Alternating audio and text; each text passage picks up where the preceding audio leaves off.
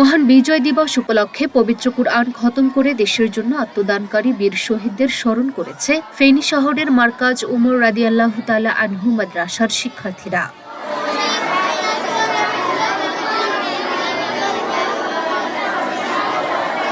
সোমবার সকালে দিবসটি উপলক্ষে জাতীয় পতাকা বুকে নিয়ে শহীদদের মাগফিরাত ও দেশ ও জাতির কল্যাণ কামনায় দোয়া করা হয়।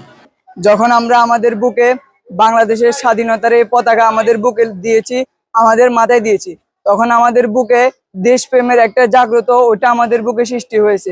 ভবিষ্যতে এরকম আমি চাই ভবিষ্যতে অনেকগুলো মাদ্রাসা যেন এগুলো শিক্ষা দেয়। ওয়ালটনের পণ্য কিনে জিতে নিতে পারেন নগদ 20 লক্ষ টাকা। Double million offer, Walton fridge কিনে পেতে পারেন 20 লক্ষ টাকা। রয়েছে কোটি কোটি টাকার নিশ্চিত উপহার।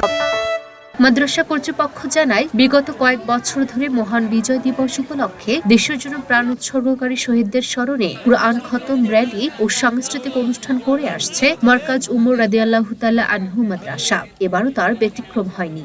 আলেম ওলামাদেরকে দেখলে তারা মনে করে দেশদ্রোহী এবং আমাদের ছাত্রদের মধ্যে দেশপ্রেম নাই।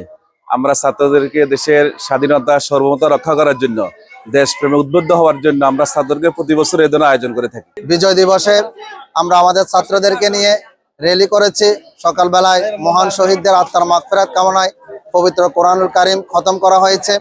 আমরা এভাবে শুধু বিজয় দিবস না, আমাদের যত জাতীয় আন্তর্জাতিক দিবস রয়েছে প্রতিটা দিবসে আমরা এভাবে দৃষ্টিনন্দন ভিন্ন ধর্মী আমাদের কোমলমতি শিশুদেরকে দেশপ্রেম উজ্জীবিত করার জন্য, দেশপ্রেমের প্রকৃত শিক্ষা, দেশের ইতিহাস, ঐতিহ্য, ঘটনা, সাফল্য সবকিছু তাদের মজ্জাগত একটা মননশীলতা তাদেরকে তৈরি করার জন্য এভাবে আমরা ভিন্ন ধর্মী ব্যতিক্রম ধর্মী আয়োজন করে থাকি। পরে একটি র্যালি নিয়ে শহরের প্রধান প্রধান সড়ক প্রদক্ষিণ করেন শিক্ষার্থীরা।